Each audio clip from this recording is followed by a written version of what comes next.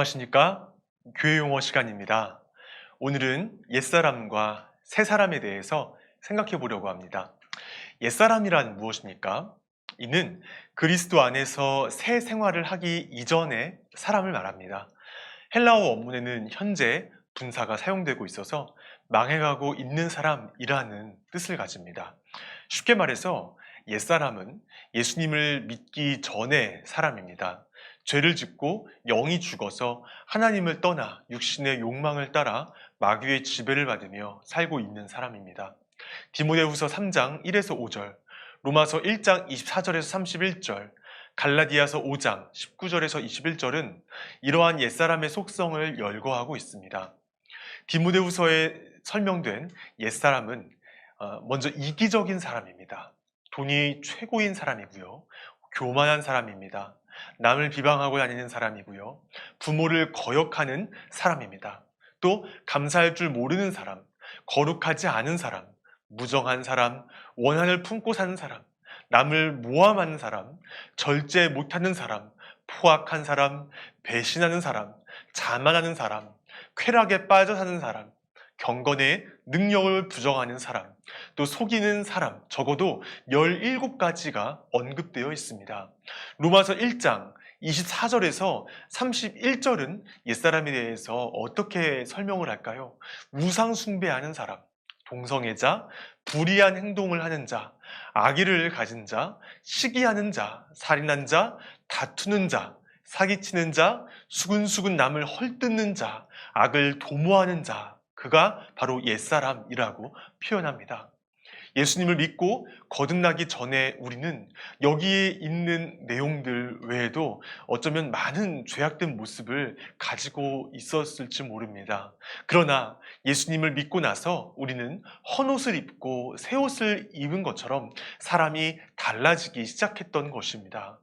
자, 이제 새 사람에 대해서 생각해 보겠습니다. 새 사람은 무엇입니까? 성경은 구원의 은총을 입은 자를 가리켜서 새 사람이라고 표현합니다.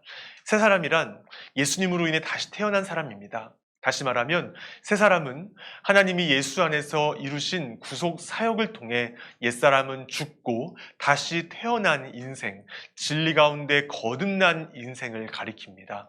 이런 새 사람의 가장 큰 특징은 옛사람의 유혹에서 벗어나서 내주하시는 성령의 지배를 받는다는 것입니다. 그러므로 이 사람에게는 좋은 열매가 맺히게 됩니다. 사랑, 희락, 화평, 오래 참음, 자비, 양선, 충성, 온유, 절제와 같은 아름다운 성령의 열매를 맺게 됩니다. 그렇다면 우리는 어떻게 하면 새 사람으로 다시 태어날 수 있을까요? 그 길은 오직 하나입니다. 예수 그리스도께 접붙임 되는 것입니다.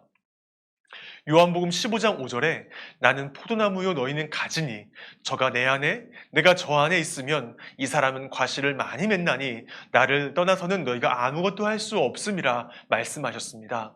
가지가 나무에 붙어 있을 때에 그 가지를 살았다라고 합니다. 나무와 떨어져 있다면 그 가지는 죽은 것이죠. 어떤 열매도 기대할 수 없습니다. 마찬가지로 새 사람이 되는 길은 단 하나입니다.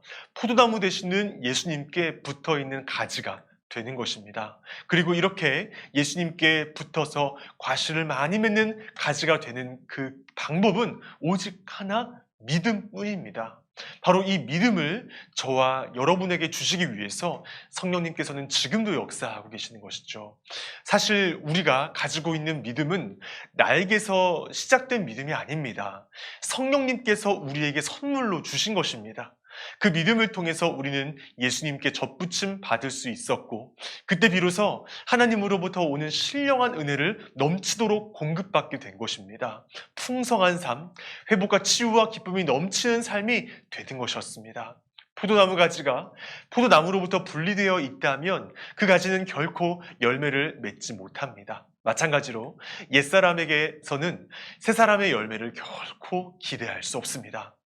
그러나 성령의 역사로 말미암아 거듭난 사람, 포도나무 되시는 주님께 접붙임 받은 사람은 말씀과 성령의 인도를 따라 살면서 하나님의 뜻을 이루는 풍성한 삶을 살게 됩니다. 한 가지 주의해야 할 점은 우리가 우리 안에 있는 옛사람을 십자가에 못 박고 새 사람이 되었다 해도 우리 안에는 아직 옛사람의 속성이 남아 있다는 것입니다. 우리 주님 다시 오실 그날, 우리 안에 시작된 구원의 역사가 마침내 완성되는 그날까지 이 옛사람과의 싸움은 계속될 것입니다. 그래서 사도 바울은 에베소 교회의 회심자를 향해서 너희는 유혹의 욕심을 따라 썩어져가는 구습을 따르는 옛사람을 벗어버리라 라고 당부했습니다. 이렇게 성도는 이미 옛사람을 십자가에 못 박았지만 주님 오시는 날까지 여전히 영적 긴장을 하면서 삶 가운데 있는 옛사람의 속성을 소멸하기 위해서 끊임없이 노력해야 될 의무가 있는 것입니다. 이 일을 위해서 주님께서는 예배, 말씀, 기도와 같은 여러 가지 은혜의 방편을 주셨습니다. 예배 가운데, 말씀과 기도 가운데 우리 심령을 감화 감동하시는 성령님께 내가 적극적으로 반응할 때 우리 속에는 끊임없이 벗음과 입음의 과정이 반복적으로 일어납니다. 옛사람을 벗어버리고 새 사람을 입는 것이죠. 그러면서 점점 우리는 예수님을 닮아가게 됩니다. 이러한 과정을 조직신학에서는 성화라고 합니다. 주 성령께서 우리 심령 속에서 말씀을 조명해 주시고 감동 주실 때 그 말씀에 적극적으로 반응해서 옛사람의 습성을 벗어버리고 새 사람을 입으시기 바랍니다. 신앙생활이란 벗음과 입음의 반복이라고 할 수 있습니다. 어제보다 오늘, 오늘보다 내일 더욱 예수님을 닮아가는 저와 여러분 되시길 축복합니다. 이상으로 오늘 강의를 마치도록 하겠습니다. 감사합니다.